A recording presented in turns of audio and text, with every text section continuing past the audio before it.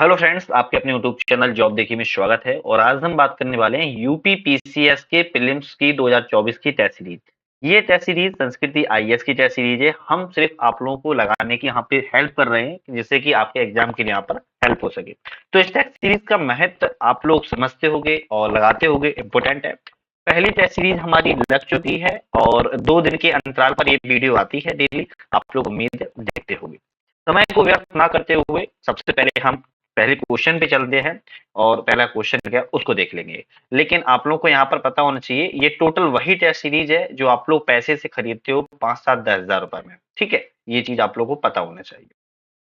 खैर, यहाँ पर हम पहले क्वेश्चन की तरफ बढ़ेंगे। पहला क्वेश्चन क्या है, लेकिन उससे पहले आप लोग बता दें, अभी तक आप लोगों ने चैनल को सब्सक्राइब नहीं किया, सब्सक्राइब कर लीजिए। वीडियो लाइक मत कीजिए, वीडियो लाइक तब कीजिए जब आप लोग आधे से ज्यादा देख लो, लगे कि आपके लिए हेल्पफुल है तब। ठीक है, शेयर जरूर कीजिएगा अपने फ्रेंड सर्कल में, जिससे कि मुझे मोटिवेशन मिलता है और मोटिवेशन हर इंसान को चाहिए होता है। इससे काम अच्छा होता है, अच्छा करने में मजा आता है। इस तरीके से और भी हम बेस्ट से बेस्ट यहाँ पर कंटेंट लाने की कोशिश करेंगे। अभी संस्कृति आईएएस की ला रहे हैं, दृष्टि की लाएंगे, जीएस वर्ल्ड की लाएंगे, तो मल्टीपल टेस्ट सीरीज लाने की कोशिश करेंगे।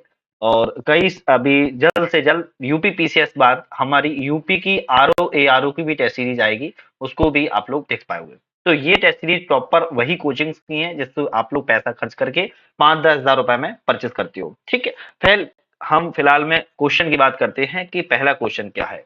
पहला क्वेश्चन बड़ा ही प्यारा क्वेश्चन है। 4000 पावन रचनाओं का संग्रह ग्रंथ नलीरा दिव्य प्रबंधम निम्नलिखित में से किन भक्ति संतों से संबंधित है। यहाँ पर 4000 पावन रचनाओं का संग्रह एक ग्रंथ है जिसका नाम है नलीरा दिव्य प्रबंधम। ये किन भक्ति संतों से संबंधित है, ये क्वेश्चन पूछा जा रहा है। तो आपको पता होना चाहिए ये संबंधित है अलवार संतों से। किससे? अलवार संतों से इसका संबंध है। तो ये अलवार, और आप इस जो ग्रंथ है इसका नाम याद रख लो, बस आपका काम आसान हो जाएगा। ठीक है, नेक्स्ट क्वेश्चन की बात करते हैं। नेक्स्ट क्वेश्चन क्या है उसको देख लीजिए। नेक्स्ट क्वेश्चन को हम देख लेते हैं। उससे पहले जल्दी से आप लोग कमेंट करो, शेयर करो, है ना, उससे कि क्या है, मुझे मोटिवेशन मिलेगा। नेक्स्ट क्वेश्चन है, निम्नलिखित में से किस शासक ने विजयनगर साम्राज्य में सिंचाई की सुविधा के उद्देश्य से तुंगभद्रा नदी पर बांध बनवाया था। तो यहाँ पर बात कर रहा है कि एक शासक था जिसने सिंचाई के लिए, सिंचाई की सुविधा हो सके लोगों को, इसके लिए तुंगभद्रा नदी पर एक बांध बनाया था, तुंगभद्रा नदी पर। तो कौन से शासक थे? वह थे देवराय प्रथम। याद रखिए, कौन से? देवराय प्रथम शासक थे। नेक्स्ट है, मुगल चित्रकला की विशेषताओं में के संदर्भ में निम्नलिखित में से कौन सा कथन सही नहीं है। एक मुगल चित्रकला है मुगल टाइम पीरियड की, लेकिन ये 3 ऑप्शन में से 3 है, 4 ऑप्शन में से 3 है, लेकिन एक चित्रकला नहीं है। कौन सी नहीं है उसको देख लेते हैं। तो कौन सी नहीं है? धार्मिक आकृतियों का चित्रांकन करना, ये मुगल चित्रकला की विशेषता नहीं थी। चित्रकारी के नए विषयों का समावेश था, नए प्रकार के रंगों का प्रयोग था, चित्रों का स्वरूप फारसी शैली पर आधारित था। तो ये तीनों आपकी ऑप्शन सही है। क्वेश्चन की डिमांड के हिसाब से कौन सा कथन सही नहीं है, मतलब गलत कौन सा है, ये ढूंढना था। तो ये हमने ढूंढ के बता दिया है कौन सा गलत है। डी ऑप्शन हमारा गलत। खैर, नेक्स्ट क्वेश्चन की हम बात करते हैं यहाँ पर। अकबर कालीन, जो अकबर का काल था उस टाइम पीरियड की बात है कि निम्नलिखित घटनाओं को कालानुक्रम व्यवस्थित कीजिए। ये जो काल चीजें बताई गई हैं, ये कब की गई हैं, इसका एक कालानुक्रम निर्धारित करना है। ठीक है, कर लेते हैं। अगर हम देखें जजिया कर की समाप्ति अकबर ने कब समाप्त की थी, तो अकबर ने जजिया कर की समाप्ति 1564 में कब की थी? 1564 में इसको समाप्त कर दिया था। लेकिन 1575 में से पुनः चालू भी कर दिया गया था, लेकिन 1564 में समाप्त कर दिया गया था। नेक्स्ट है, फिर फतेहपुर सिकरी नगर कब बसाया? तो फतेहपुर सिकरी जो नगर है 1571 में बसाया गया था, आपको पता होगा, सलीम की याद में। तौहीद इलाही की घोषणा, तौहीद इलाही की घोषणा कब की गई थी? 1582 में की गई थी, याद रखिएगा। असीरगढ़ की विजय, तो असीरगढ़ की विजय 1601 में की गई थी। कब की गई थी? 1601 में की गई थी। ये 4 ऑप्शन है और आप मिलान करिएगा, देखिएगा कौन सा ऑप्शन सही है। तो ए ऑप्शन सही आएगा क्योंकि ये सिक्योन से ऑलरेडी लगे हुए हैं। ठीक, नेक्स्ट है, बंगाल के निम्नलिखित में से किस शासक ने रामायण का बांग्ला में अनुवाद करवाया था? तो बंगाल के एक शासक थे जिसने रामायण का बांग्ला भाषा में अनुवाद करवाया था। वह शासक कौन थे? वह शासक थे नुसरत शाह। याद रखिएगा, नुसरत शाह शासक के समय में किया गया था। सूफी ग्रंथ मकतूबात, निम्नलिखित में से किसका संग्रह है? तो यहाँ पर है सूफी जो ग्रंथ है मुक्तिबाद, उसका संग्रह बताया जा रहा है। किसका संग्रह है? तो आपको याद होना चाहिए सूफी संतों के द्वारा अपने सहयोगियों और अनुयायियों लिखे गए पत्र होते हैं ये। ठीक है, नेक्स्ट हमारा क्वेश्चन है 7वां, और हम यहाँ पे 150 क्वेश्चनों को कवर करेंगे जो कि टेस्ट सीरीज में रहते हैं। 150 150 क्वेश्चन प्रॉपर आपके एग्जाम में भी आते हैं, उसी तरीके से हम यहाँ पर कवर करने वाले हैं। वीडियो हो सकता है थोड़ा सा लंबी बनेगी, 2 आवर्स से हम पहले समाप्त करने की कोशिश करेंगे, लेकिन देखते हैं अब कितने टाइम इसमें लगता है। आराम से करेंगे जिससे कि आपके लिए हेल्पफुल हो। मेरा क्या है, मैं तो जल्दी बना दूंगा, लेकिन आपके लिए हेल्पफुल हो इसके उद्देश्य से बनाई जा रही है। ठीक, क्वेश्चन है नेक्स्ट, अष्टनायिका कौन सी है? अष्टनायिका निम्नलिखित में से किस चित्रकला शैली की विशेषता है? जो अष्टनायिका है उस चित्रकला शैली की विशेषता की बात की जाए तो पहाड़ी चित्रकला की विशेषता है। कहाँ की है? अष्टनायिका पहाड़ी चित्रकला शैली की विशेषता है। निम्नलिखित में से कौन सी हेलवेडे में स्थित होयसलेश्वर मंदिर की विशेषताएं हैं? तो यहाँ पर 3 ऑप्शन है। होयसलेश्वर जो मंदिर है हेलवेडे में, वहां पर विशेषता पूछा रही है कौन सी है? तो आपको पता होना चाहिए यहाँ पे भगवान शिव को समर्पित है ये, और होयसल राजवंश के संरक्षण में प्राप्त हुआ है। तो यहाँ पर सी ऑप्शन सही हो जाएगा, दूसरा और तीसरा सही है, पहला ऑप्शन ये गलत है, याद रखिएगा। ठीक है, चलो नेक्स्ट क्वेश्चन है, किस सूफी संत को यौगिक प्राणायाम में पारंगत होने के कारण सिद्ध पुरुष कहकर संबोधित किया जाता था? एक सूफी संत थे जिनको प्राणायाम यौगिक प्राणायाम में इतने पारंगत थे कि इन्हें सिद्ध पुरुष कहा जाता था। कौन सा पुरुष कहा जाता था? सिद्ध पुरुष कहा जाता था। और अगर इनकी बात करें वह कौन थे, तो आप लोग पता होने चाहिए, उनका नाम था शेख निजामुद्दीन औलिया। इनकी दरगाह कहाँ पर है आप मुझे बता सकते हैं तो कमेंट करके बताइएगा। शेख निजामुद्दीन औलिया को सिद्ध पुरुष कहकर पुकारा जाता था। नेक्स्ट क्वेश्चन देख लेते हैं हम यहाँ पर। यहाँ पर मंदिर है और यहाँ पर राजवंश है, ये बताना है कि कौन सा मंदिर किस राजवंश से संबंधित है। ठीक है, बस देख लेते हैं। अगर हम मोढेरा का शूर मंदिर देखें, किसका? मोढेरा का शूर मंदिर देखें तो यह किसके संबंध में है? याद रखिएगा, इसमें सोलंकी राजवंश से संबंधित है, बिल्कुल सही है। नेक्स्ट देखें, महाबलीपुरम का पल्लव से संबंधित है, बिल्कुल सही है। अगर हम फिर देखें खजुराहो का चंदेल वंश से संबंधित है, बिल्कुल सही है। तो 3 ऑप्शन तो हमारे बिल्कुल सही है, मतलब हमारा सी के साथ जाना पड़ेगा। विरूपाक्ष मंदिर का संबंध चोल से नहीं है। विरूपाक्ष मंदिर का संबंध किस राजवंश से है? यार बताइए, विरूपाक्ष मंदिर का संबंध किस राजवंश से है?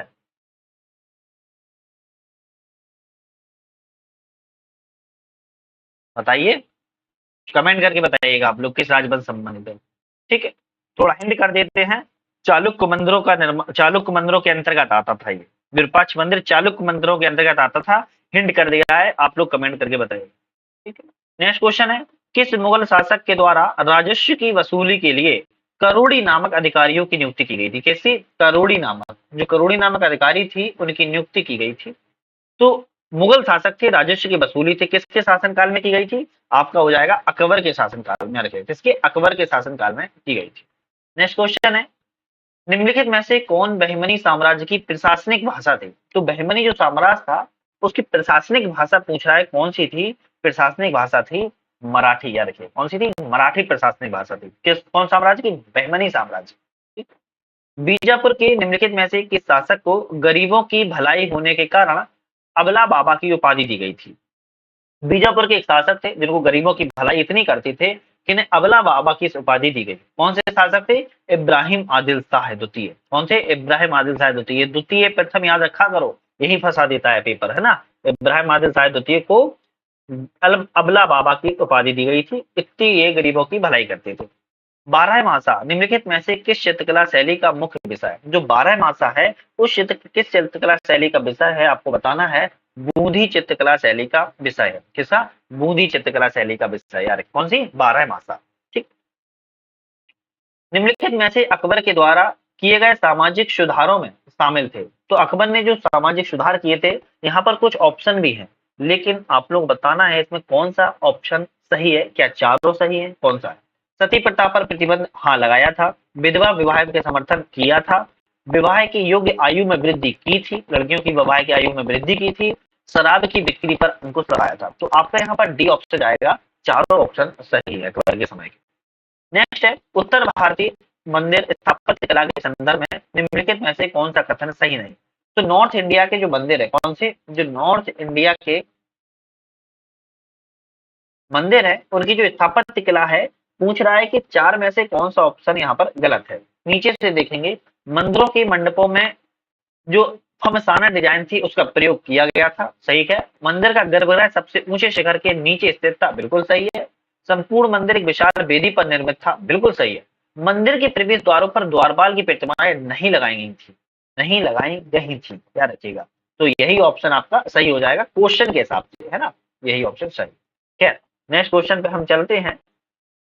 एक साइड राजवंश है और संस्थापक है, बात कर रहा है कौन सा राजवंश की स्थापना किस शासक के द्वारा की गई है। ठीक है, हम देख लेते हैं। तो यहाँ पर राष्ट्रकूट राजवंश की स्थापना अमोघ वर्ष ने नहीं की थी, बल्कि दंती दुर्ग ने की थी, किसी दंती दुर्ग के द्वारा की गई थी। ठीक है। प्रतिहार राजवंश की स्थापना किसने की थी। प्रतिहार राजवंश की स्थापना वशिदेव के द्वारा नहीं की गई थी, बल्कि ये हरिश्चंद्र ने की थी। किसने की थी, हरिश्चंद्र के द्वारा की गई थी। पाल राज्य की स्थापना गोपाल ने की थी, सही है। और गहड़वाल वंश की स्थापना चंदेव ने की थी। तो ऑप्शन में देखोगे तो तीसरा और चौथा आपका बी सही जाएगा। बाकी जो दो क्वेश्चन है वो भी मैंने आप लोगों को बता दिए हैं, कौन सी स्थापना की थी। ठीक है, नेक्स्ट क्वेश्चन देख लेते हैं हम यहाँ पे। अलाउद्दीन खिलजी से संबंधित क्वेश्चन है, इंपोर्टेंट क्वेश्चन ही होगा। अलाउद्दीन खिलजी के निम्नलिखित अभियानों में से जो क्रमानुसार है उसको व्यवस्थित करना है, कौन सा इनका क्रम है।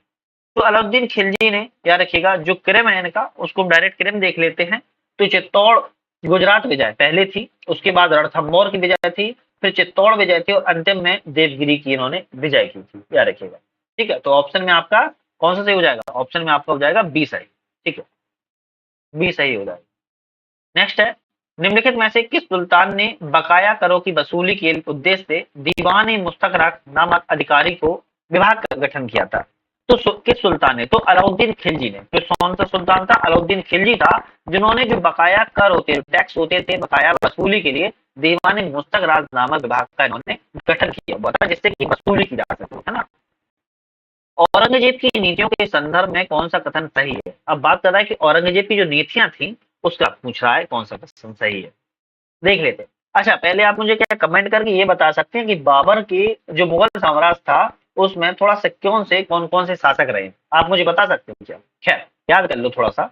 बाबर सबसे पहले आए, फिर उसके बाद हुमायूं आया, फिर उसके बाद कौन आया, फिर शेरशाह सूरी आया था। शेरशाह सूरी आया था, लेकिन याद रखना है आप लोग को, शेरशाह सूरी मुगल साम्राज्य से संबंधित नहीं था। शेरशाह सूरी अगर हटा दिया जाए तो फिर कौन आया, फिर डायरेक्ट फिर अकबर आया। अकबर के बाद कौन आया, जहांगीर आया। जहांगीर के बाद बात की जाए फिर कौन आया, जहांगीर के बाद कौन आया, शाहजहां आया। कौन आया, शाहजहां आया। और शाहजहां के बाद कौन आया, औरंगजेब आया, याद रखिएगा, औरंगजेब आया। तो इस तरीके से ये पूरा बताया गया है कौन बैठा कब। तो यहाँ पर याद रखिएगा, यहाँ पर शेरशाह सूरी भी उस समय के लिए बन गया था, याद रखिएगा। ठीक है, तो इस तरीके से आप लोग याद रखिएगा। औरंगजेब की नीतियों के संदर्भ में कौन सा कथन सही है, औरंगजेब की नीतियों से पूछ रहा है कौन सा कथन सही है। तो सिक्कों पर कलमा लेखा निषेध, इसने सिक्कों पर जो कलमा लिखा जाता था उसको हटवा दिया था, बिल्कुल सही है। नौरोज पर प्रतिबंध लगा दिया था, बिल्कुल सही है। सभी सूबों में महोत्सवों की नियुक्ति की थी इसने, बिल्कुल सही है। दरबार में संगीत पर इसने प्रतिबंध लगा दिया था, दरबार में संगीत नहीं बजते थे, ये भी सही है। तो आपका डी ऑप्शन यहाँ पर सही जाएगा। ठीक, नेक्स्ट क्वेश्चन है, निम्नलिखित में से किस तमिल ग्रंथ में कोवलन, कनग्गी और माधवी की कथा का उल्लेख है। तमिल ग्रंथ है, वहां पर कोवलन, कनग्गी और माधवी की कथा का उल्लेख किया गया, कौन सा है, शिल्पाधिकारम है। कौन सा है, शिल्पाधिकारम ग्रंथ है, और वेरी इंपोर्टेंट है, वेरी इंपोर्टेंट है, 3 स्टार लगा रहा हूँ, याद रखो। ठीक, नेक्स्ट क्वेश्चन देखते हैं। उत्तर वैदिक काल के संदर्भ में निम्नलिखित कथनों में से कौन सा कथन सही नहीं है, मतलब कि 3 ऑप्शन में एक कथन गलत है, गलत कौन सा ये ढूंढना है हमें। देख लेते हैं कौन सा कथन गलत है। कर संग्रहण का कार्य संग्रहित नामक अधिकारी करता था, ये तो सही है, ये तो सही है, करता था, है ना, ये तो करता था। आकस्मिक हमलों हेतु राजा स्थायी सेना रखता था, नहीं रखता था। स्थानीय विवादों का निपटारा राजा के द्वारा किया जाता था, ये भी ऑप्शन गलत है। तो यहाँ पर आपका दूसरा और तीसरा जाएगा, कौन सा जाएगा, दूसरा और तीसरा जाएगा, याद रखिएगा। ठीक, खैर नेक्स्ट क्वेश्चन पर चलते हैं हम। नीचे दिए गए कथनों को देखना है कौन सा क्या सही है। अभिकथन पहला है, सारनाथ जैन समुदाय के लिए पूजनीय स्थल है। कौन सा बात कर रहा है? सारनाथ। ठीक है। दूसरा है, जैन धर्म के 11वें तीर्थंकर का जन्म सारनाथ में हुआ था। ऑप्शन बड़ा तगड़े है ना? तो पढ़ते हैं फिर से, सारनाथ जैन समुदाय के लिए पूजनीय स्थल है। फिर नेक्स्ट है, जैन धर्म के 11वें तीर्थंकर का जन्म स्थान सारनाथ में हुआ था। तो आपका यहाँ पर ए और दो दोनों सही हैं और आर ए की सही व्याख्या भी कर रहा है। क्या रखिएगा, पहला ऑप्शन आपका यहाँ पर सही जाएगा। नेक्स्ट क्वेश्चन देखते हैं, मनुस्मृति का अंग्रेजी में अनुवाद किस नाम से किया गया है? तो मनुस्मृति का अंग्रेजी में अनुवाद जो है वो ए कोड ऑफ जेंटुलॉज, या किस नाम से? ए कोड ऑफ जेंटुलॉज के नाम से किया गया है, याद रखिएगा। ठीक है। नेक्स्ट क्वेश्चन की बात करते हैं, एक साइड दर्शन है और एक साइड प्रणेता है, इनको मिलाना है, कौन सी दर्शन ने क्या है? मिलाते हैं, चलो। मिलाने में देखें तो न्याय गौतम से संबंधित है, वहीं देखें सांख्य कपिल से संबंधित है, मीमांसा कणाद से संबंधित है, वैशेषिक जैमिनी से संबंधित है। तो आपका इसमें एक का दो और दो का एक, एक का दो, दो का एक, फिर ये नहीं, ये गलत मिला दिया है ना, थोड़ा सा गलत मिला दिया, ये वाला आपका सही जाएगा। मीमांसा जैमिनी संबंधित है और वैशेषिक कणाद से संबंधित है, ये सही है। न्याय गौतम, सांख्य कपिल और मीमांसा जैमिनी वैशेषिक कणाद, ये सही है। सॉरी दोस्तों, ये सही है आपका। नेक्स्ट क्वेश्चन देखते हैं, हमारा नेक्स्ट क्वेश्चन क्या है उसकी बात कर लेते हैं। निम्नलिखित में से कौन सी विशेषताएं गुप्त काल से संबंधित हैं? तो यहाँ पर गुप्त टाइम का पीरियड की बात कर रहा है, संबंधित कौन सा सही है देखते हैं। भूमि संबंधी करों की संख्या में वृद्धि हुई थी, सही है। दीवानी और फौजदारी कानून भली भांति परिभाषित परिष्कृत थे, बिल्कुल सही है। न्यायाधिकारी वर्ग की संख्या में वृद्धि हुई, ये गलत है। नगर प्रशासन में व्यावसायिक संगठनों की भागीदारी हुई, ये सही है। तो आपका ऑप्शन यहाँ पर सी जाएगा, सी के साथ आपको यहाँ पर जाना होगा। नेक्स्ट क्वेश्चन बात करते हैं, निम्नलिखित में से कौन सा जैन धर्म के तीर्थन में शामिल नहीं है? तो जैन धर्म के तीर्थन जो हैं उनमें शामिल की बात कर रहा है, कौन सा नहीं है? तो यहाँ पर आपका सम्यक दर्शन, सम्यक ज्ञान और सम्यक आचरण सम्मिलित है, लेकिन संयम संकल्प यहाँ पे संबंधित नहीं है। तो तीर्थन कौन कौन से हैं? सम्यक दर्शन, सम्यक ज्ञान और सम्यक आचरण, याद रखिएगा। खैर, नेक्स्ट क्वेश्चन पे चलते हैं। त्रिपिटक के संदर्भ, कैसा? त्रिपिटक के संदर्भ में है, इसमें कौन सा कथन सही है, इसमें भी ढूंढना है आपको। अगर देखें, बिना पिटक में बुद्ध की शिक्षाओं का वर्णन है, गलत है। अभिधम पिटक में दार्शनिक विषयों को शामिल किया गया, सही है। सुत्त पिटक में बौद्ध भिक्षुओं और श्रावकों का नियम बताया गया, यह भी गलत है। तो यहाँ पर केवल आपका दूसरे के साथ आप जाएंगे, याद रखिएगा। त्रिपिटक का संबंध बौद्धों से है, याद रखना, ये भी याद रखना है कि किससे संबंधित है, बौद्धों से इसका संबंध है। ठीक। नेक्स्ट क्वेश्चन चलते हैं, कौन सीरिया के शासक एंटियोकस का राजदूत किसके मौर्य काल में भारत की यात्रा की है? एक सीरिया के शासक थे एंटियोकस, उनका राजदूत आया था मौर्य काल में। अगर मौर्य काल में कौन सा राजदूत था? वो डाइमेकस था। कौन सा था? डाइमेकस था, याद रखिएगा। और किसके काल में आया था? मौर्य काल किसमें था? बिंदुसार का समय चल रहा था उसमें, बिंदुसार का टाइम पीरियड था और डाइमेकस नाम का राजदूत आया था। ठीक। निम्नलिखित में से किस शासक ने वातापी कुंड की उपाधि ग्रहण की थी? इन्होंने, एक शासक है वातापी कुंड की उपाधि ग्रहण की, नरसिंह वर्मन प्रथम ने। किसने? नरसिंह वर्मन प्रथम के द्वारा की गई थी उपाधि। नेक्स्ट क्वेश्चन देख लेते हैं, बड़ा लंबा क्वेश्चन है। प्राचीन स्थल हैं और विशेषताएं हैं, प्राचीन स्थल और विशेषताएं हैं, इसको देखना है, मिलाना है, मिलाते हैं। यहाँ पर आपका बागौर, बागौर क्या था? याद रखिएगा, बागौर क्या था? बागौर एक पकी हुई, सॉरी, पशुपालन का प्राचीनतम साक्ष्य था। क्या था? बागौर एक पशुपालन का प्राचीनतम साक्ष्य था। गुंगेरिया क्या था? सबसे बड़ी ताम्र निधि की प्राप्त थी। मेहरगढ़ क्या था? मेहरगढ़ कृषि का सर्वप्रथम साक्ष्य था और गिलिंद पकी हुई ईंटों का प्रयोग था। तो यहाँ पर एक का चार आपका जी, सी ऑप्शन पे आप लोग जाएंगे। ठीक है। नेक्स्ट क्वेश्चन देख लेते हैं। ऋग्वैदिक काल में विराजपति, ऋग्वैदिक काल था, उस काल में विराजपति शब्द किस अर्थ में प्रयुक्त हुआ है? जो विराजपति शब्द है वो चारागाह का प्रधान के रूप में प्रयुक्त हुआ है। किसमें? चारागाह के प्रधान के रूप में। नेक्स्ट है, किन ग्रंथों की रचना हर्षवर्धन के द्वारा की गई थी?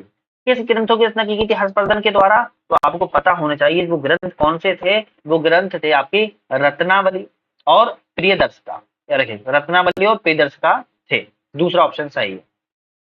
निम्नलिखित में से मध्य एशियाई राजवंशों को भारत का आक्रमण के सही क्रम में व्यवस्थित कीजिए। ये मध्य एशियाई के जो राजवंश थे, इन्होंने भारत पर जो आक्रमण किया है, उनका सही कालानुक्रम बताना है कौन सा है। तो इनका सही जो कालानुक्रम कौन सा है, पहले आए थे हिंद यूनानी, उसके बाद आए शक, फिर आए पहला और अंत में आए कुषाण, और सबसे अधिक इन्हें समय में इन्होंने ही शासन किया। नेक्स्ट क्वेश्चन देखते हैं, कौन सा प्राचीन ग्रंथ है जो मिलिंदपनों की विषय वस्तु है।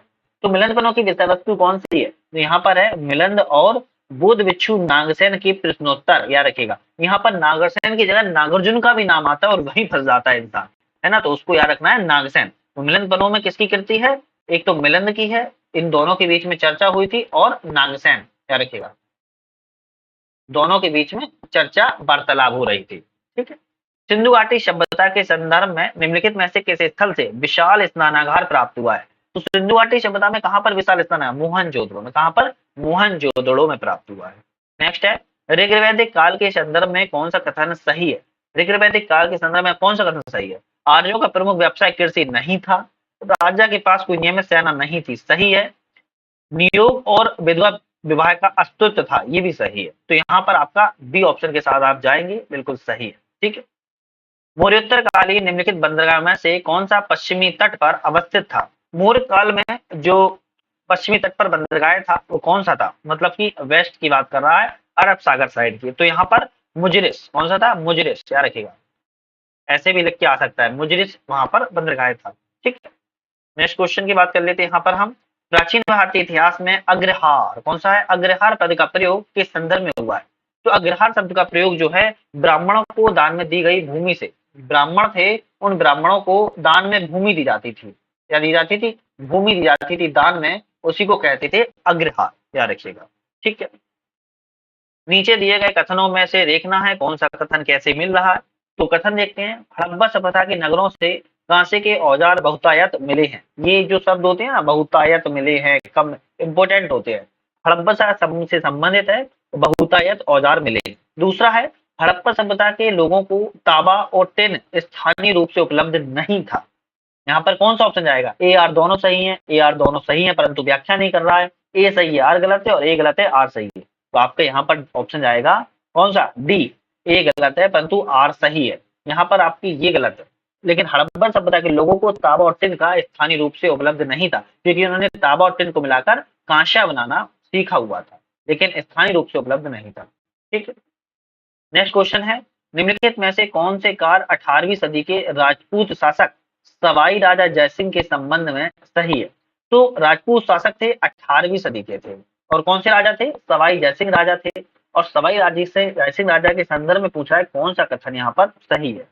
यहाँ पर जो सही है, खगोल वेधशालाओं का निर्माण करवाया था उन्होंने, और युगिकल कृतियों का संस्कृत में अनुवाद करवाया था। तो ये आपका दूसरा और चौथा सही है, मतलब कि आपका बी यहाँ पर सही जाएगा। ठीक है।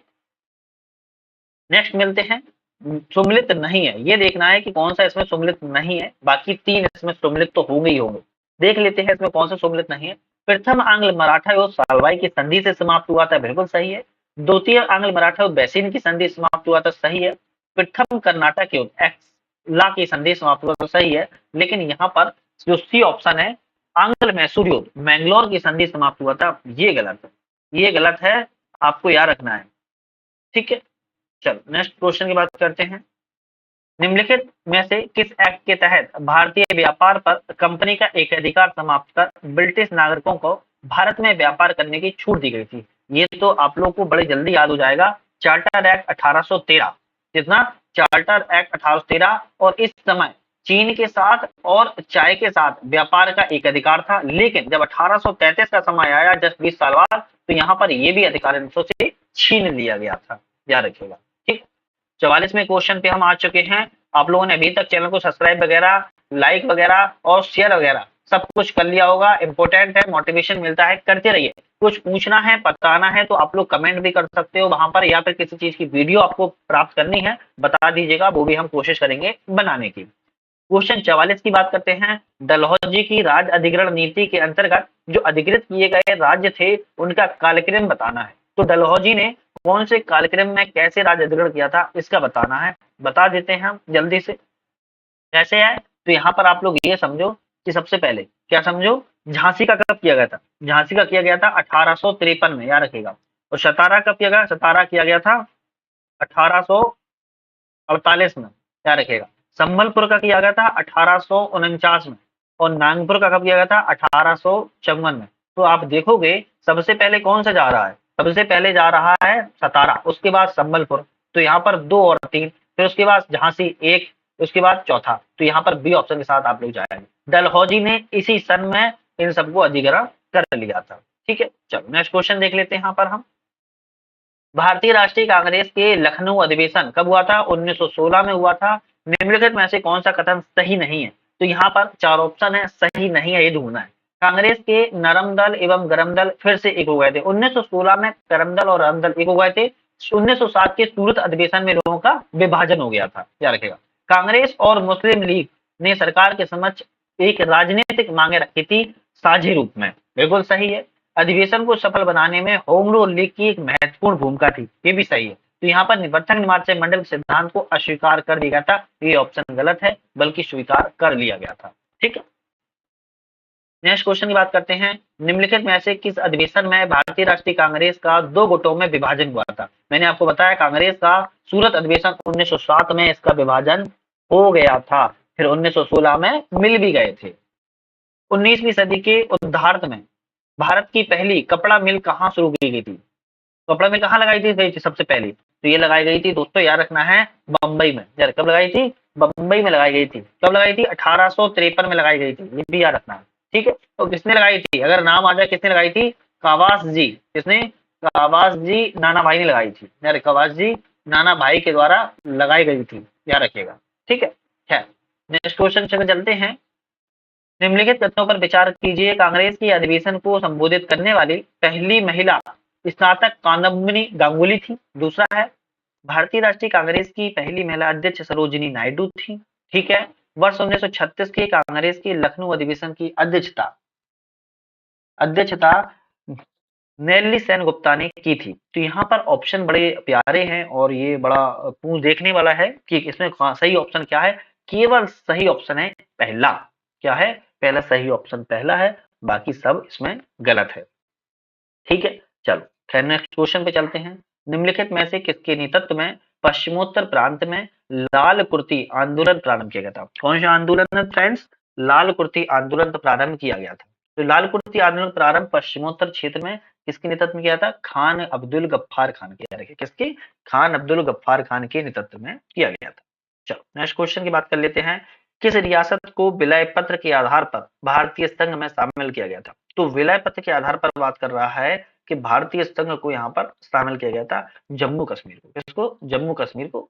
यहाँ पर 3 जून 1947 को ऐसी बात थी कि स्वाधीनता की घोषणा की गई। उसके बाद कुछ छापामारों ने यहाँ पर कुछ हरकतबाजी की, तो फिर हरि सिंह गौन ने भारत के साथ उन्होंने समय पर विलय पत्र पर हस्ताक्षर किए हुए थे। नेक्स्ट क्वेश्चन की बात करते हैं 51 क्वेश्चन पर। खिलाफत आंदोलन के संदर्भ में निम्नलिखित कथनों पर विचार कीजिए। तो 4 ऑप्शन है, खिलाफत आंदोलन के संदर्भ में देखना है कौन सा कथन इसमें सही है। कौन सा कथन सही है देखते हैं। इसका नेतृत्व अली बंधुओं के द्वारा किया जा रहा था, बिल्कुल सही है। कांग्रेस इस आंदोलन का समर्थन कर रही थी, सही है। इस आंदोलन में हिंदू मुस्लिम एकता में वृद्धि हुई थी, ये भी सही है। तो यहाँ पर आपका सी जाएगा, क्योंकि यहाँ पर चौथा ऑप्शन गलत है। खिलाफत आंदोलन 1919 में नहीं होता। ठीक है, नेक्स्ट क्वेश्चन की बात करते हैं यहाँ पर हम। ये फंस जाता है मामला, आधा यहाँ होता है आधा ऊपर होता है ना। चलो देखते हैं। संस्था है और संस्थापक है। तो ईस्ट इंडिया एसोसिएशन की स्थापना की बात कर रहा है, किसने की थी? यहाँ पे क्वेश्चन देख। ठीक है, यहाँ पे बात कर रहा है कौन सा सुमेलित है, बाकी सुमेलित नहीं है। तो आपको बता देते हैं हम, पूना सार्वजनिक सभा की जो स्थापना है जस्टिस रनाडे के द्वारा की गई थी। बाकी सब ऑप्शन यहाँ पर गलत है। ठीक है, पूना सार्वजनिक सभा की स्थापना जस्टिस रनाडे ने की थी, बाकी ऑप्शन सब गलत है। ठीक, नेक्स्ट क्वेश्चन देख लेते हैं डायरेक्ट हम। राष्ट्रीय योजना समिति का गठन किसकी अध्यक्षता में किया गया था? अब राष्ट्रीय योजना समिति का जो गठन है उसकी बात कर रहा है।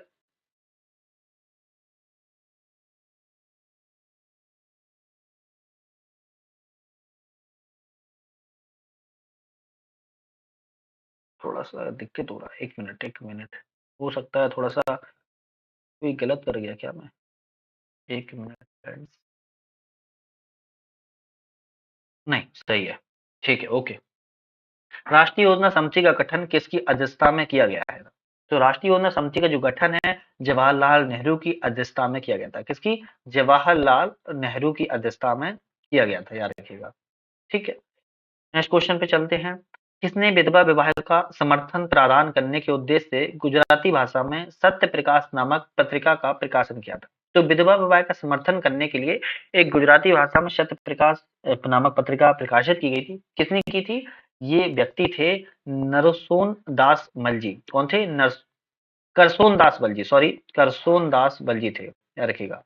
करसोन दास बलजी ने सत्य प्रकाश नामक पत्रिका प्रकाशित की थी विधवा विवाह के समर्थन में। नेक्स्ट क्वेश्चन पे चलते हैं हम। नेक्स्ट क्वेश्चन क्या है? स्वतंत्रता से पूर्व निम्नलिखित क्रांतिकारी घटनाओं को सही कालक्रम में व्यवस्थित कीजिए। तो यहाँ पे कुछ घटनाएं हैं, उनको बताना है कि स्वतंत्रता से पहले ये कौन सी कालक्रम में पहले आई, कौन सी बाद में आई। मिला लेते हैं और देख लेते हैं। अगर हम देखें तो यहाँ पर जो black commissioner W C Rand की हत्या हुई थी, उसके बाद की बात की जाए तो ब्रिटिश राजनीतिक सलाहकार कर्जन वायली की हत्या की गई थी। फिर उसके बाद अगर बात की जाए, न्यायाधीश किंग्सफोर्ड पर बम फेंका गया था, ये दूसरे नंबर पर है। ब्रिटिश राजनीतिक सलाहकार कर्जन वायली की हत्या तीसरे नंबर पर है। और जिला मजिस्ट्रेट जैक्सन की हत्या ये चौथे नंबर पर है। तो इस तरीके से ये कालानुक्रम है। तो ऑप्शन आपका हो जाएगा इसमें सी सही, याद रखिएगा। ठीक है, नेक्स्ट क्वेश्चन है। निम्नलिखित में से कौन सा भारत में थियोसॉफिकल सोसाइटी की उद्देश्य था? जो यहाँ पर बात कराया कि जो थियोसॉफिकल सोसाइटी थी उसका उद्देश्य क्या था? तो उसका उद्देश्य था स्त्री शिक्षा को प्रोत्साहन करना। क्या था? स्त्री शिक्षा को प्रोत्साहन करना इसका प्रमुख उद्देश्य था, याद रखिएगा। ठीक,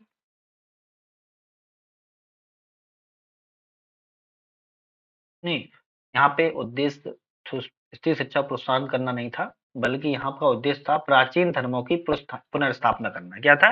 प्राचीन धर्मों की पुनर्स्थापना करना इसका प्रमुख उद्देश्य था। सॉरी, प्राचीन धर्मों की पुनर्स्थापना करना थियोसॉफिकल सोसाइटी का प्रमुख उद्देश्य था, याद रखिएगा। नेक्स्ट क्वेश्चन पे चलते हैं। हो जाता है कभी कभी, है ना, बहुत सारे क्वेश्चन है तो एक आध क्वेश्चन बताने में ऊपर नीचे हो जाता है, थोड़ा सा आप लोग समझते हो।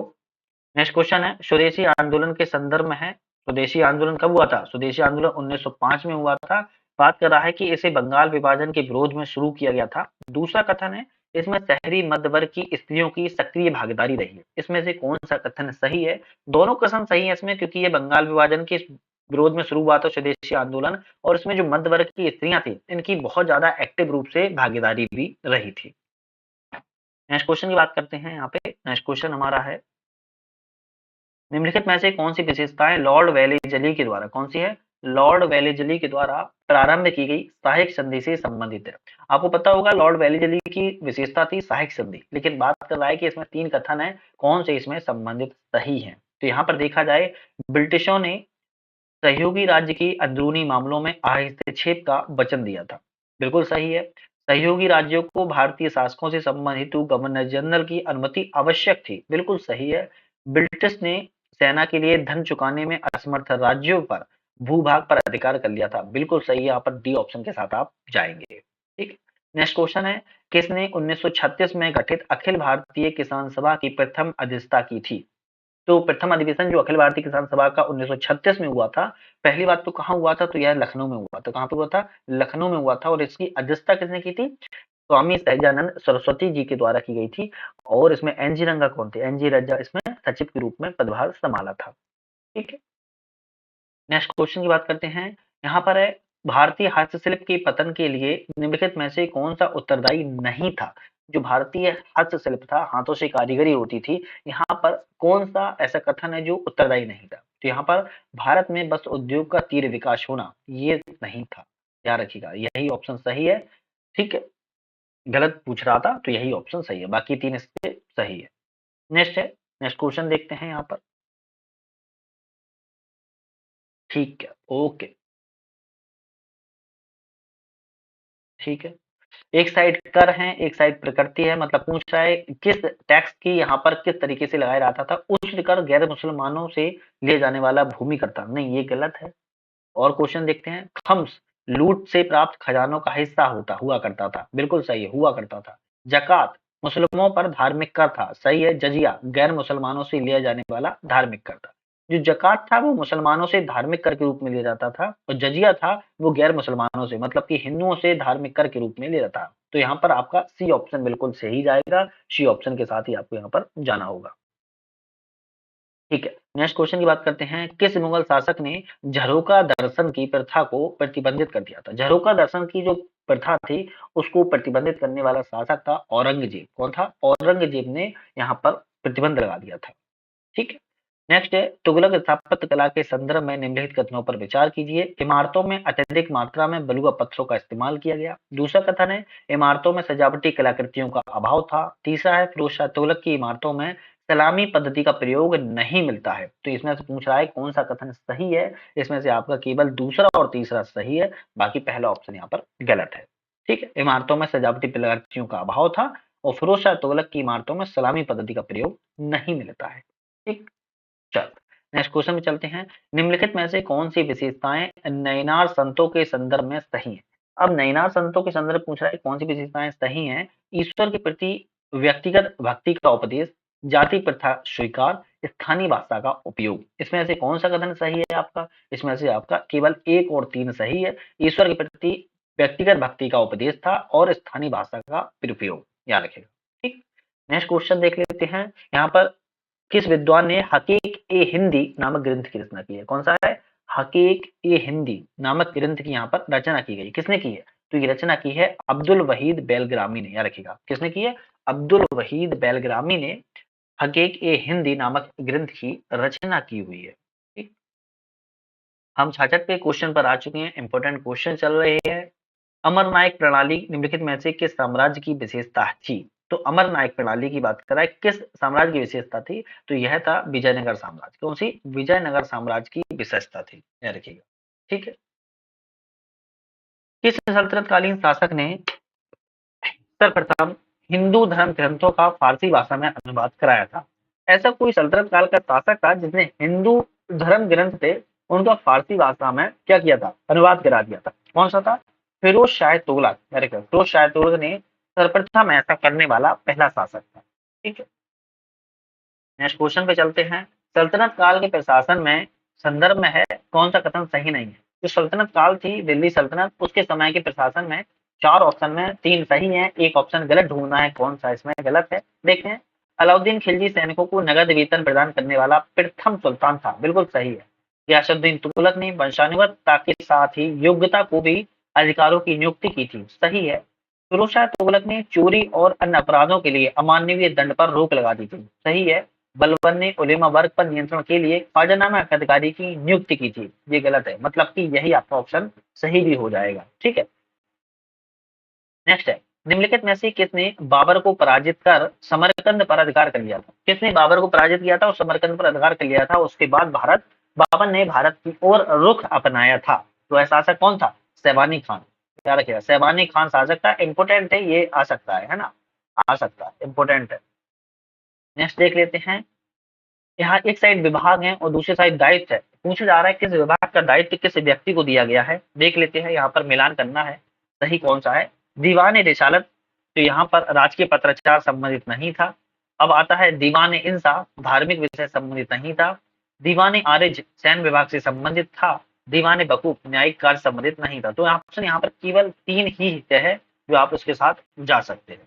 ठीक, 71 की क्वेश्चन की बात करते हैं। पुरंदर की संधि 1665 में हुई थी। यह किन के मध्य संपन्न हुई थी? पुरंदर की संधि 1665 में की गई थी। यह जो मध्य थे 2 व्यक्ति, उनके मध्य किसके मध्य की गई थी? यह थे राजा जयसिंह और शिवाजी महाराज। 1665 में राजा जयसिंह और शिवाजी के महाराज में पुरंदर की संधि की गई थी, याद रखिए। ठीक, नेक्स्ट क्वेश्चन देखते हैं हम। मुगल काल में प्राय प्रयुक्त होने वाला पद पटोला किस को संदर्भित करता है? कौन सा है? पटोला शब्द है जो संदर्भित किसको करता है? तो यह संदर्भित करता है रेशमी कपड़े को। याद रखें, प्रीवियस ईयर में आ भी चुका है ये, है ना, आ भी चुका। रेशमी कपड़े को पटोला शब्द पहचाना जाता है।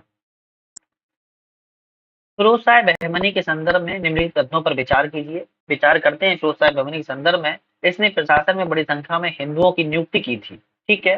खगोल विज्ञान को बढ़ावा देने हेतु वेधशाला का निर्माण किया था। ओके।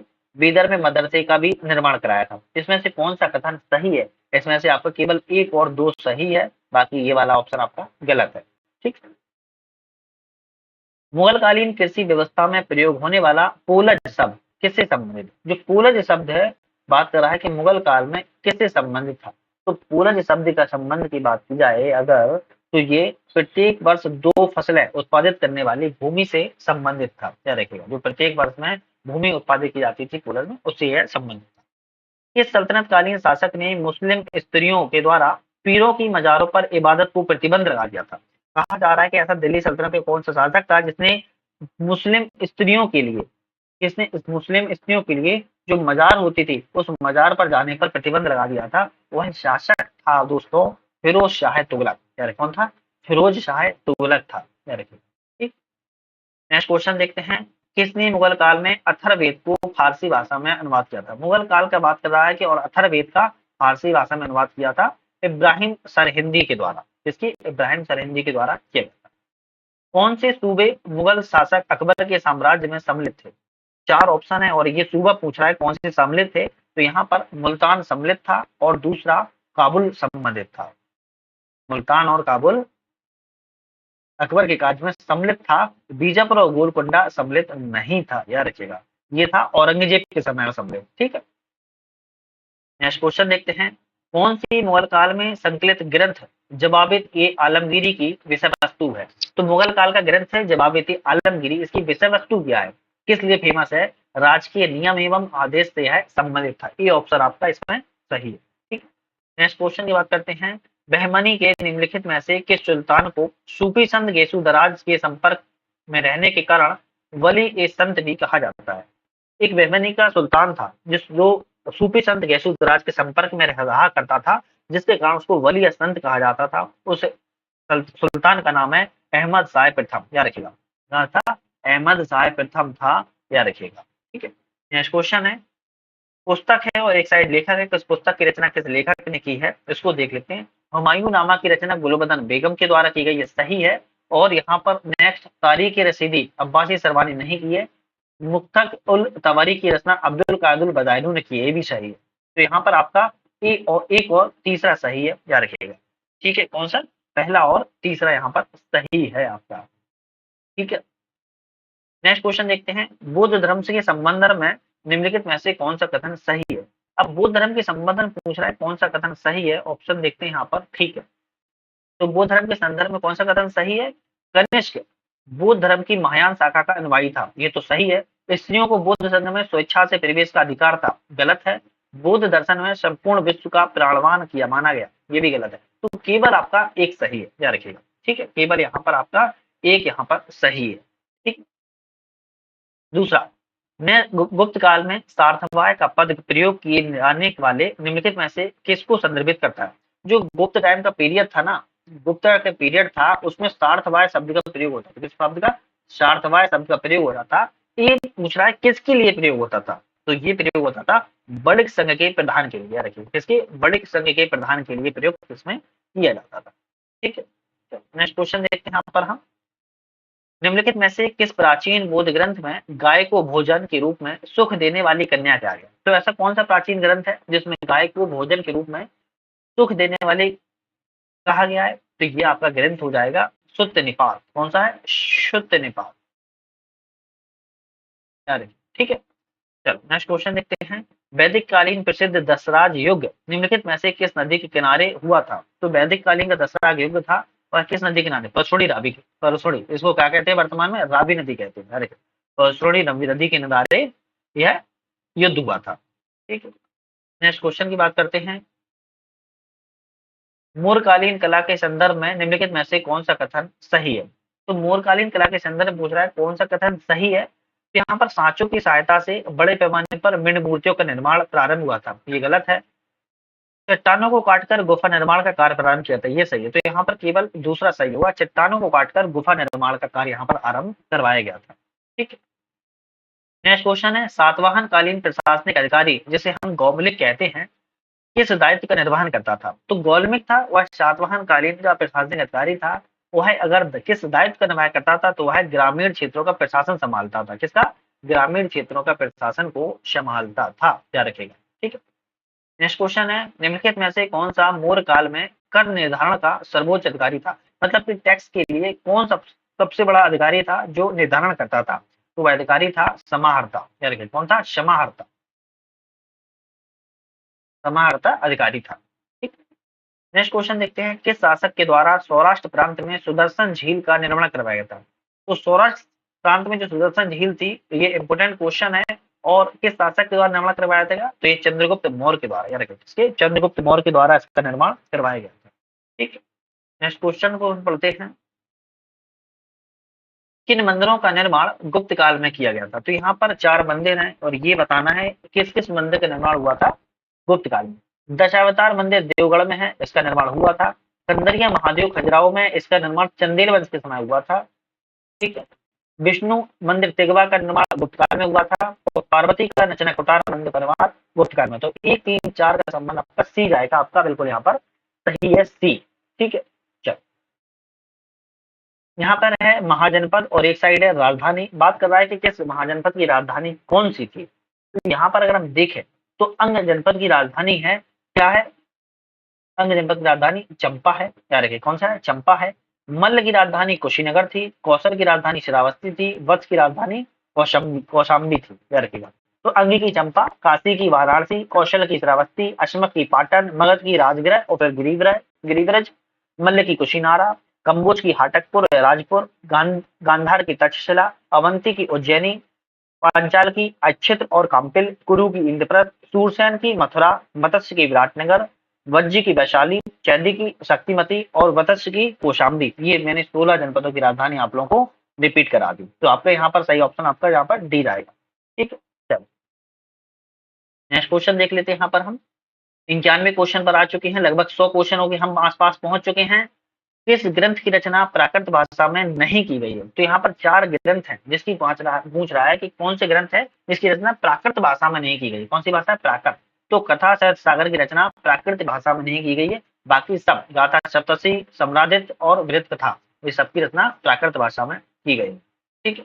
सिंधु घाटी सभ्यता की से प्राप्त जो पशुपति शिव की मुहर है, किस पशु का अंकन नहीं है? सिंधु घाटी सभ्यता में कई सारी मुहरें मिली हैं, वहां पे कई सारी मुहरों में पशु आकृतियां मिली हैं, लेकिन एक ऐसा इसमें जीव है जिसकी प्रतिमा नहीं मिली है मोहरों पर। तो वो कौन सा है? वह है गाय। कौन सी है? गाय की प्रतिमा नहीं मिली है। हाथी, बाघ, गैड़ा सबकी मिली हुई है। ठीक है। किस चीनी यात्री ने नालंदा विश्वविद्यालय का भ्रमण किया? यह बताया कि उसका भरण पोषण 100 गांवों के राजस्व से होता है। कौन सा चीनी यात्री था जिसने बताया कि नालंदा जो विश्वविद्यालय है उसका भरण पोषण, जो उसका कार्य है या उसका क्या जो उसका कार्यात्मक शैली है, वह 100 गांवों से राजस्व प्राप्त से होती है। तो वह था हिंसा। कौन था? हिंसा था और हर्षवर्धन के काल में आया था। नेक्स्ट बात करते हैं, गुप्त काल के संदर्भ में निम्नलिखित तथ्यों पर विचार कीजिए। विचार करते हैं, प्राचीन भारत में गुप्त शासकों ने सर्वाधिक स्वर्ण मुद्राएं जारी की। ठीक है, वो भी सही है। इस काल में दीवानी और फौजदारी विधियों का पृथककरण किया गया था, ये भी सही है। शूद्रों की स्थिति में सुधार हुआ था, सही है। तो यहाँ पर डी ऑप्शन के साथ आप जाएंगे, बिल्कुल सही है। कौन 4वीं सदी में उत्तरी कर्नाटक और कोंकण क्षेत्र में स्थित कदम्ब का संस्थापक था? तो बात कर रहा है 4वीं सदी की। 4वीं सदी में उत्तरी कर्नाटक में और कोंकण क्षेत्र में कदम्ब वंश का संस्थापक कौन था? कदम्ब वंश की स्थापना किसने की? तो इस व्यक्ति का नाम है मयूर बर्मन। क्या है? मयूर शर्मन। मयूर शर्मन व्यक्ति ने संस्थापक था कदम्ब वंश का, जिसने उत्तरी कर्नाटक और कोंकण क्षेत्र में स्थापना की हुई थी। है। ऋग्वेद के किस मंडल में चतुर्वर्ण व्यवस्था का उल्लेख है? तो ऋग्वेद किस मंडल में चतुर्वर्ण व्यवस्था का उल्लेख है? वो है मंडल कौन सा है? वह मंडल है 10वां मंडल। कौन सा है? 10वां मंडल में चतुर्वर्ण व्यवस्था का उल्लेख किया गया है। नेक्स्ट है, भारत के साथ मध्य एशियाई संपर्क के परिणाम क्या थे? तो भारत के साथ जो मध्य एशियाई संपर्क थे उसके परिणामों में क्या देखा जा सकता है? सिर शस्त्राण बूट का प्रचलन, ठीक है, एक तरीके से शस्त्र मतलब हेलमेट का प्रयोग। छत्र प्रणाली का विकास, ठीक है। और वनस्पति शास्त्र विज्ञान, ये नहीं। लगाम और जीन का प्रयोग, ये भी सब। तो आपको यहाँ पर जाएगा डी ऑप्शन के साथ सही। किसके साथ? डी ऑप्शन के साथ। ठीक है।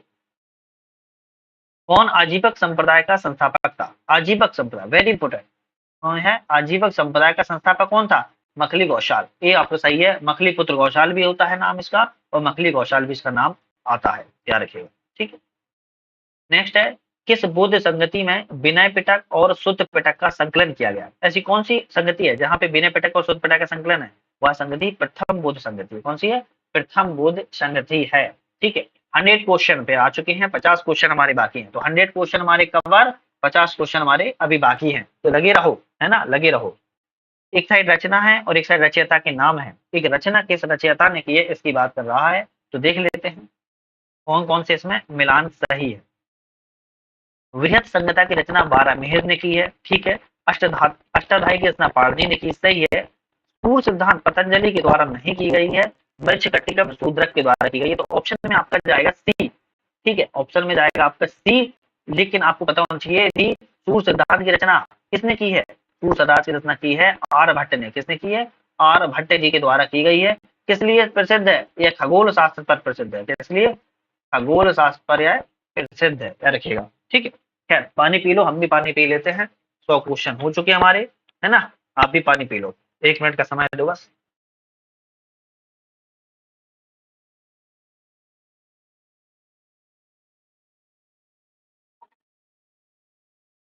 हाँ जी, हो गए रेडी? चलो, 101 में क्वेश्चन पे हम आ चुके हैं। सब्सक्राइब वगैरह, लाइक सब्सक्राइब शेयर सब कुछ कर लीजिए आप लोग, कमेंट करिए, शेयर कीजिए, है ना। चलो, 101 क्वेश्चन है, भारतीय राष्ट्रीय कांग्रेस के नागपुर अधिवेशन 1920 के संदर्भ में निम्नलिखित कथनों में से कौन सा कथन सही है? तो यहाँ पर पहले ऑप्शन देख लेते हैं। ठीक है, यहाँ पर कई सारे ऑप्शन है यहाँ पर। ठीक है, क्रांति कांग्रेस कमेटियों का गठन भाषाई आधार पर किया गया था, सही है। अखिल भारतीय खादी बोर्ड की स्थापना की गई थी, नहीं की गई थी। कांग्रेस का नेतृत्व एक वर्किंग कमेटी को सौंपा गया था, सही है। कांग्रेस की सदस्यता शुल्क को घटाकर 25 पैसा कर दिया गया था, बिल्कुल सही है। तो यहाँ पर आपका 1, 3, 4 सही जाएंगे, तो अब देखते हैं यहाँ पर 1, 3, 4 बी के साथ हम यहाँ पर सही जाने वाले हैं। ठीक है, खैर नेक्स्ट क्वेश्चन पे हम बात करते हैं। नेक्स्ट क्वेश्चन क्या है हमारा? नेक्स्ट क्वेश्चन है, किसने दक्षिण भारत में तर्क एवं विवेक के माध्यम से सामाजिक परिवर्तन हेतु आत्म सम्मान आंदोलन चलाया? सीधी सी बात करो कि आत्म सम्मान आंदोलन किसने चलाया, क्या पूरी बात करना है। आत्म सम्मान आंदोलन किसने चलाया है? तो आत्म सम्मान आंदोलन जो है वो चलाने वाले व्यक्ति कौन थे? वो चलाने वाले व्यक्ति थे ई वी रामास्वामी। कौन थे? ई वी रामास्वामी नायकर व्यक्ति थे। ठीक है, खैर ब्रिटिश भारत में नील की कृषि करने वाले कृषकों के उत्पीड़न का जो सजीव चित्रण है नील दर्पण नाटक किया गया है। इस नाटक के लेखक निम्न में से कौन है? जो नील दर्पण नाटक है ना, कौन सा नील दर्पण नाटक है, वो है नील कृषक की पीड़ा, उस पीड़ा में बताया गया। और ये किसने किया हुआ है नाटक का? यह दीन बंधु मित्र है। किसने? दीन बंधु मित्र ने इसका चित्रण किया हुआ। ठीक, नेक्स्ट क्वेश्चन देखते हैं। ब्रिटिश भारत में घटित निम्नलिखित घटनाओं का कालानुक्रम व्यवस्थित कीजिए। तो यहाँ पर एक ब्रिटिश समय में घटना देखनी है, कौन सी घटना कब हुई थी। ठीक है, अगर हम घटना को देखें, डायरेक्ट हम क्वेश्चन बताते हैं आपको, घटना ठीक है आप लोग देखते रहना। ठीक है, यहाँ पर आएगा आपका झांसी का विलय पहले हुआ, संथाल विद्रोह हुआ, फिर उसके बाद क्या हुआ? उसके बाद हिंदू विधवा पुनर्विवाह अधिनियम बना, फिर पील आयोग का गठन हुआ। तो आपका यहाँ पर ये आंसर सही जाएगा, है ना, ये आंसर आपका सही जाएगा। खैर बता भी देते हैं, नहीं तो आप लोग कहोगे कि ऐसे ऐसे ऊपर ऊपर बता के चले जाते हो। चलो खैर बता देते हैं। चलो, तो यहाँ पर सबसे पहले हम आपको बता देते हैं झांसी का विलय। झांसी का विलय कब हुआ था? झांसी का विलय हुआ था 1853 में। कब हुआ था? 1853 में किया गया था। हिंदू विधवा पुनर्विवाह अधिनियम कब बना था? हिंदू विधवा पुनर्विवाह अधिनियम बना था 1856 में। संथाल विद्रोह कब हुआ था? संथाल विद्रोह हुआ था 1855 से लेके 1856 तक, याद रखिएगा। ठीक है, पील आयोग का गठन 1857 में हुआ। तो इस तरीके से ये गठन किया गया। ठीक, चलो नेक्स्ट क्वेश्चन है, हम नेक्स्ट क्वेश्चन देख लेते हैं। नेक्स्ट क्वेश्चन क्या है? किस पुस्तक में रमेश चंद्र दत्त ने धन के बहिर्गमन सिद्धांत का उल्लेख किया है? ऐसी कौन सी पुस्तक है जिसमें धन के बहिर्गमन का सिद्धांत किया गया है कि धन भारत से ब्रिटेन जा रहा है? कहां से जा रहा है? भारत से। भारत से कहां जा रहा है? ब्रिटेन जा रहा है, और जिसको हमें कोई भौतिक लाभ नहीं मिल रहा है। इस पुस्तक के सिद्धांत के लेखक रमेश चंद्र दत्त थे, और इनकी पुस्तक का नाम क्या था? इन पुस्तक का नाम था इकोनॉमिक हिस्ट्री ऑफ इंडिया। क्या था? इकोनॉमिक हिस्ट्री ऑफ इंडिया इस पुस्तक के नाम था, रमेश चंद्र दत्त के द्वारा लिखी गई थी। ठीक है, कौन भूराजस्व की स्थायी प्रणाली से संबंधित है? तो स्थायी भूराजस्व की प्रणाली से संबंधित व्यक्ति की बात कर रहा है, कौन है? तो यहाँ पर संबंधित वाले व्यक्ति हैं जॉन सॉर। कौन है? John Shore. तो किसने लागू किया था? कॉर्नवालिस ने। अरे किसने? कॉर्नवालिस ने लागू किया था और सहयोग ने मिला था जॉन सॉर का। ठीक। फ्रांसीसी ईस्ट इंडिया कंपनी की स्थापना निम्नलिखित में से किस वर्ष हुई थी? तो फ्रांसीसी जो ईस्ट इंडिया कंपनी की स्थापना है ये हुई थी 1664 में, लुई 14 के समय। ठीक है। माल्य मिंटो सुधार 1909 के संदर्भ में निम्नलिखित कथनों में से कौन सा कथन सही है? देखते हैं। यहाँ पर उसका उद्देश्य नरमपंथी राष्ट्रवादियों को भ्रमित करना था। इसके तहत पृथक निमाचक मंडल प्रणाली आरंभ करना था। इसके अंतर्गत केंद्र में द्विसदनी विधायिका की स्थापना करना था। तो यहाँ पर कौन सा सही है? यहाँ पर आपका पहला और दूसरा सही है। यहाँ पर तीसरा ऑप्शन आपका गलत है। नरमपंथी राष्ट्रवादियों को भ्रमित करना था और पृथक निमाचक मंडलाली को आरंभ करना था। नेक्स्ट क्वेश्चन देख लेते हैं। भारतीय समाचार पत्रों की स्वतंत्रता को सीमित करने के उद्देश्य से इंडियन ऑफिशियल सीक्रेट एक्ट, बहुत इंपॉर्टेंट है, इंडियन ऑफिशियल सीक्रेट एक्ट किस वायसराय के काल में आया था? तो इंडियन जो ऑफिशियल सीक्रेट एक्ट था 1904 में। कब आया था? 1904 में आया था। उस समय वायसराय कौन था? उस समय वायसराय भाई साहब लॉर्ड कर्जन थे। कौन थे? लॉर्ड कर्जन भाई साहब थे, है ना। इनके काल में आया था। और स्वदेशी आंदोलन के समय में हुआ था। बंगाल का विभाजन भी लॉर्ड कर्जन के समय में हुआ था। बंगाल का विभाजन 1905 में हुआ था। 1911 में इसको रद्द कर दिया गया था, है ना। 1911 में ही कलकत्ता से दिल्ली राजधानी बना दी गई थी। क्या रखिएगा। किस किस पर ब्रिटिश सरकार के द्वारा कानपुर षड्यंत्र 1924 के तहत मुकदमा नहीं चलाया गया था? तो कानपुर षड्यंत्र का एक मुकदमा था जो 1924 में था, लेकिन मुकदमा नहीं चलाया गया था। ऐसे कौन से व्यक्ति थे? वो व्यक्ति का नाम क्या है? उन व्यक्ति का नाम है, क्या नाम है? बैन ब्रडले। बाकी इन सब पर चला था। मुजफ्फर अहमद पर चला था, मानवेंद्र नाथ राय पर चला था, श्रीपाद अमृत डांगे पर चलाया था, लेकिन ब्रैंड ब्रडले पर नहीं चला था। ठीक है। नेक्स्ट क्वेश्चन है श्रीरंगपट्टनम की संधि के संदर्भ में। श्रीरंगपट्टनम की संधि में निम्नलिखित कथनों में से कौन सा कथन सही है? टीपू ने अपना आधा राज्य अंग्रेजों और उनके सहयोगियों की ओर दिया था।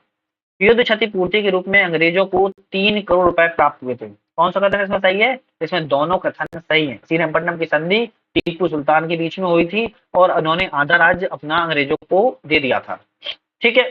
चल नेक्स्ट क्वेश्चन देखते हैं। यहाँ पर हम 112 क्वेश्चन है। मद्रास महाजन सभा की स्थापना किस वर्ष की गई थी? तो मद्रास महाजन सभा की स्थापना किस वर्ष की गई थी? 1884 में की गई थी। कब की गई थी? 1884 में की गई थी। किसने की थी? एम.बी. राघवाचारी और सुब्रमण्यम अय्यर और आनंद चालू के द्वारा की गई थी। ठीक है। कांग्रेस के निम्नलिखित में से किस अधिवेशन की अध्यक्षता पंडित मदन मोहन मालवीय ने की थी? अच्छा आप लोग बताइए, गांधी जी ने कांग्रेस की अध्यक्षता की थी, किस वर्ष की थी? उन्होंने केवल एक बार की है। किस वर्ष की थी? आप लोग कमेंट करके जल्दी से बता दीजिए। अब हम बात करते हैं कांग्रेस की जो अधिवेशन की अध्यक्षता है पंडित मदन मोहन मालवीय ने की थी। किस वर्ष की थी? तो यहाँ पर आपका हो जाएगा लाहौर अधिवेशन 1909 के समय की गई थी। लाहौर अधिवेशन 1909 के समय। ठीक है। नेक्स्ट क्वेश्चन देखते हैं। नीचे दिए गए कथनों पर विचार कीजिए, अभिकथन और कारण। ब्रिटिश द्वारा प्रारंभिक शिक्षा नीति के अंतर्गत महिला शिक्षा की उपेक्षा की गई। ब्रिटिश सरकार रूढ़िवादी भारतीयों की भावनाओं को चोट पहुंचाना चाहती थी। यहाँ पर क्या सही है? ए और दोनों सही है और आर ए की सही व्याख्या भी कर रहा है। क्या रखिएगा। ठीक है। नेक्स्ट क्वेश्चन देखते हैं। राजा राम मोहन राय ने अपनी पुस्तक एकशरवादियों का उपहार अनेक देवताओं में विश्वास के विरुद्ध और एकशरवाद के पक्ष में महत्वपूर्ण तर्क प्रस्तुत किए। यह भाषा में किस भाषा में लिखी गई है? किस भाषा में लिखी गई है? ये फारसी भाषा में लिखी है। किस भाषा में लिखी गई है? फारसी भाषा में लिखी गई है। राजा राम मोहन की पुस्तक है एकेश्वरवादियों को उपहार। क्या रखेगा। अंग्रेजों के द्वारा यान्डबू की संधि किस युद्ध के परिणाम थी? जो यान्डबू की संधि है वह आंग्ल बर्मा युद्ध के परिणाम थी। प्रथम आंग्ल बर्मा का युद्ध यान्डबू की संधि से ही समाप्त हुआ था। ठीक है। नेक्स्ट क्वेश्चन देखते हैं। निम्नलिखित संगठनों में से किनकी स्थापना डॉक्टर भीमराव अंबेडकर के द्वारा की गई थी? तो यहाँ पर 4 ऑप्शन है और डॉक्टर भीमराव अंबेडकर ने कौन कौन सी स्थापना की थी ये पूछ रहा है। तो डॉक्टर भीमराव अंबेडकर के द्वारा यहाँ पर अखिल भारतीय अनुसूचित जाति महासंघ की स्थापना की गई थी, बहिष्कृत हितकारिणी सभा की स्थापना की गई थी और यहाँ पर समाज समता संघ की स्थापना की गई थी। तो यहाँ पर वो ऑप्शन हो जाएगा डी, अखिल भारतीय हरिजन संघ की स्थापना गांधी जी ने की थी। किसने की थी? गांधी जी ने की थी। ठीक है। नेक्स्ट क्वेश्चन देखते हैं। वर्ष 1917 की होम रूल आंदोलन के नेताओं की गिरफ्तारी के विरोध में किसने अपनी नाइट की उपाधि वापस कर दी थी? ऐसे कौन व्यक्ति थे? वो थे एस सुब्रमण्यम अय्यर। कौन से थे? एस सुब्रमण्यम अय्यर थे जिन्होंने नाइटहुड की उपाधि को त्याग दिया था, तो उपाधि वापस कर दी थी। ठीक, नेक्स्ट क्वेश्चन देखते हैं हम। किसने सेवा सदन नामा क्या है, किसने सेवा सदन नामक सामाजिक सुधार संगठन की स्थापना की थी? सेवा सदन नामक जो सामाजिक सुधार का संगठन था, इसकी स्थापना किसने की थी? यह थे बहराम जी मालावारी। कौन थे? बहराम जी मालावारी ने सेवा सदन नामक सामाजिक संगठन सुधार की स्थापना की थी। वर्ष 1937 के चुनावों के अंतर्गत किन प्रांतों में कांग्रेसी मंत्रिमंडल का गठन हुआ था? यहाँ पर 1937 में चुनाव हुए थे, वहां पर कांग्रेस मंत्रिमंडल का गठन हुआ था, और वह कौन कौन से क्षेत्र थे? यहाँ पर क्षेत्र की बात करें तो संयुक्त प्रांत था और उड़ीसा था। कौन था? संयुक्त प्रांत और उड़ीसा था। तो आपका सी ऑप्शन है। यहाँ पर मंत्रिमंडल गठन नहीं हुआ था। ठीक, नेक्स्ट क्वेश्चन देखते हैं। शासक और स्थापत आगे ऊपर देखते हैं। ठीक है, शासक और स्थापत्य है। ठीक है, निम्नलिखित में से कौन सा सम्मिलित नहीं है, ये देखना है। शासक और हुमायूं दीन पनाह की स्थापना की थी, सही है। अकबर बुलंद दरवाजा का निर्माण किया था, बिल्कुल ठीक है। जहांगीर जामी मस्जिद संभल, नहीं, इन्होंने नहीं बनाई थी। शाहजहां ने मोती मस्जिद बनाई थी, ये भी सही। तो यहाँ पर सी ऑप्शन सही है, बाकी आपके ऑप्शन ठीक है गलत थे। कौन स्वयं को ईश्वर का अभिशाप कहकर संबोधित करता है? ईश्वर का अभिशाप कहकर कौन संबोधित करता है? चंगेज खां, याद रखिएगा। चंगेज खां अपने को ईश्वर का अभिशाप कहकर संभव करने का गर्व का प्राप्त करता है, गर्व से कहता है ईश्वर का अभिशाप, है ना। कौन? चंगेज खां। किसने शासनकाल में भारतीय ग्रंथ राग दर्पण का फारसी भाषा में हुआ है? कौन सा है? राग दर्पण। राग दर्पण है जिसका फारसी भाषा में अनुवाद किया गया है। किसके समय किया गया है? ये समय था इनका फिरोज शाह तुगलक, याद रखिएगा, फिरोज शाह तुगलक का समय था। मुगल उत्तराधिकारी के निम्नलिखित में से युद्ध किया गया है, उसका कालानुक्रम बताना है। कौन कौन सा कालानुक्रम?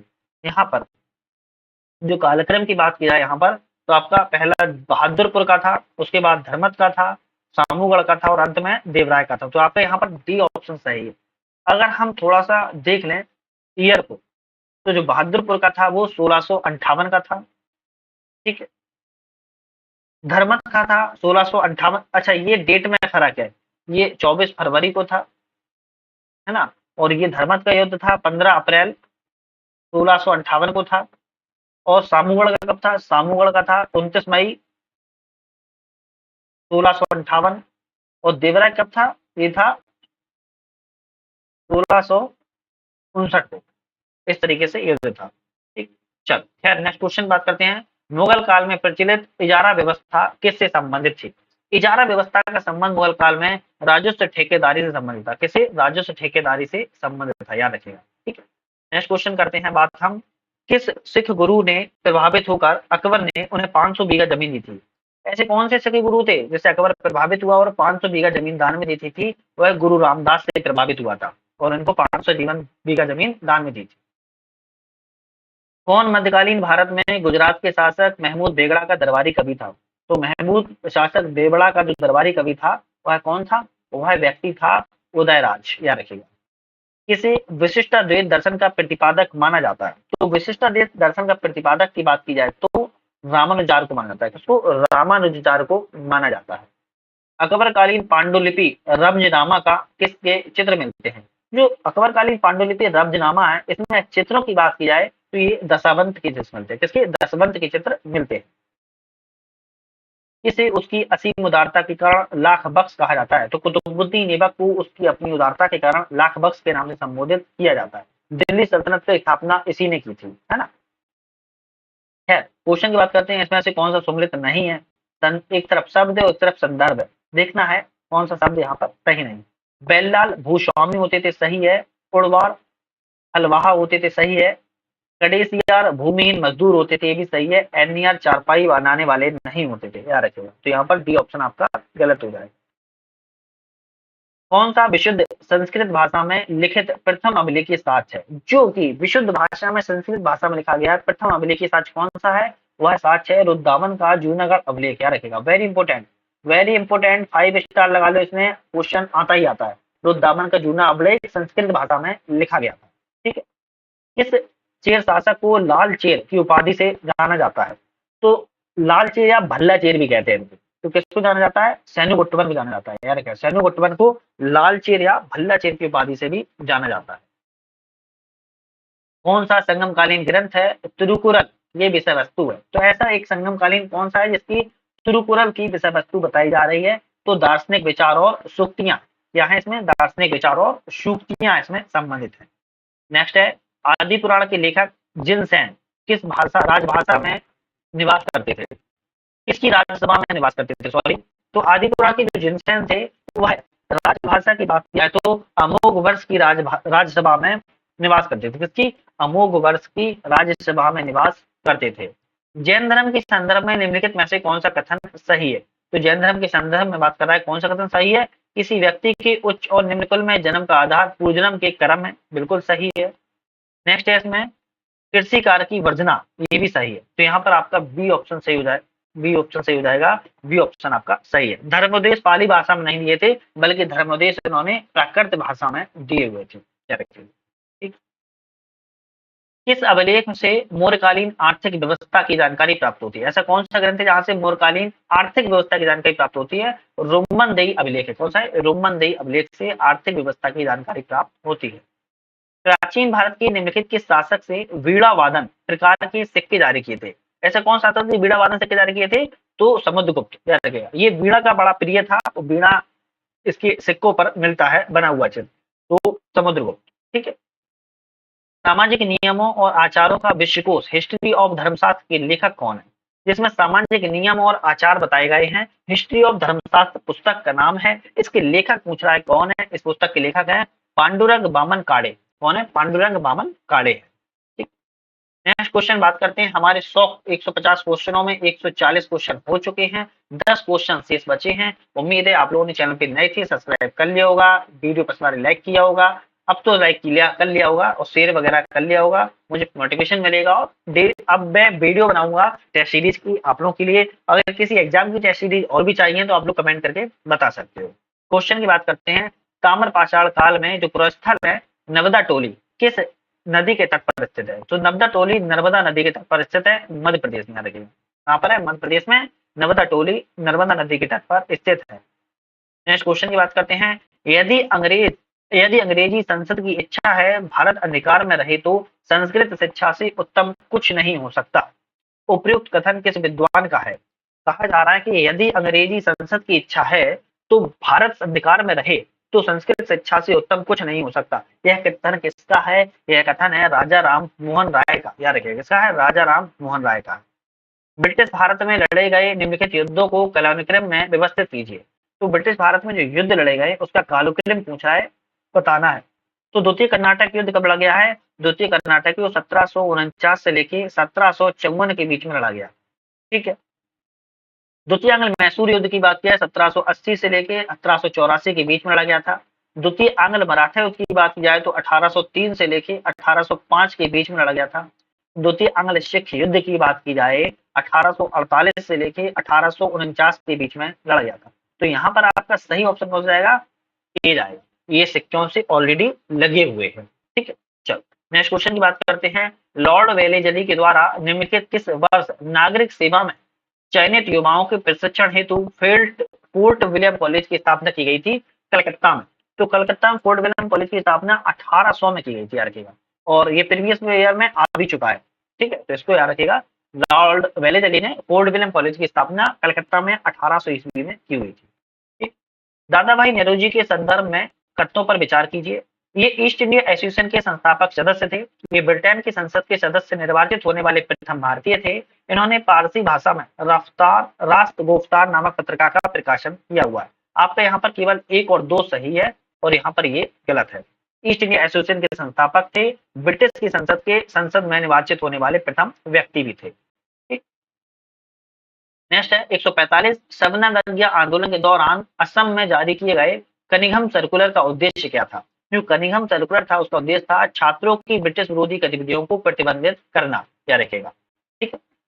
किसने अंजुमाने मोहिबाने वतन नामक संगठन की स्थापना की है? कौन सा है? अंजुमाने मोहिबाने वतन नामक संगठन की स्थापना सरदार अजीत सिंह के द्वारा की गई है। किसके? सरदार अजीत सिंह के द्वारा की गई है। किसने मानव जाति के लिए एक धर्म एक जाति एक ईश्वर का नारा दिया? कहा है कि मानव जाति के लिए एक धर्म है, एक जाति है और एक ही ईश्वर है। यह कथन किसका है? यह कथन है श्री नारायण गुरु का। किसका है? श्री नारायण गुरु का है, याद रखेगा, इंपोर्टेंट है। ठीक है।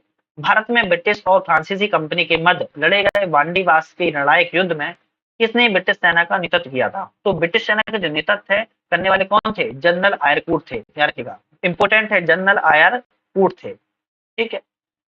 सेकंड लास्ट क्वेश्चन की बात करते हैं। किस गवर्नर जनरल के कार्यकाल में नरबली की प्रथा को समाप्त करने के लिए कानून बनाया गया था? नरबली की जो प्रथा थी उसको समाप्त करने के लिए कानून किस गवर्नर जनरल के समय बना था? तो ये गवर्नर जनरल थे लॉर्ड हॉर्डिंग। कौन थे? लॉर्ड हॉर्डिंग थे।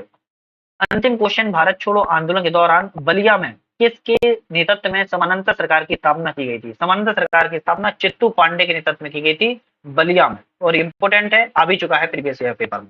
तो यहाँ पर जो मैंने क्वेश्चनों की बात की है, याद रखिएगा, यूपी पीसीएस के प्रीलिम 2024 के लिए मैंने क्वेश्चनों की बात की है 150, जो कि 2 घंटे का समय होता है, 200 अंकों का होता है प्रॉपर। संस्कृति आईएएस की टेस्ट सीरीज थी, इसी टेस्ट सीरीज को आप लोग आगे और देखते रहिएगा। यहाँ पर हमारी 15 से 20 टेस्ट सीरीज आने वाली हैं ओनली संस्कृति आईएएस की। उसके बाद हम दृष्टि की भी लाएंगे, और दृष्टि के बाद की बात की जाए तो फिर हम किसकी लाएंगे? जीएस वर्ल्ड की भी ला सकते हैं। और अगर आप लोग किसी और एग्जाम की चाहिए, जैसे यूपी के आरओ एआरओ की या किसी और एग्जाम की, एमपीपीएससी की, तो आप कमेंट करके बता दीजिएगा, उस पर भी हम फोकस करेंगे बनाने की। पहली वीडियो बन चुकी थी डिस्क्रिप्शन में लिंक है, आप लोग उसको डाउनलोड करके या फिर आप लोग उसको देख लीजिए वीडियो को। ठीक है, आज के लिए समाप्त करते हैं, नेक्स्ट वीडियो पुनः मुलाकात करेंगे। वीडियो का बहुत बहुत धन्यवाद।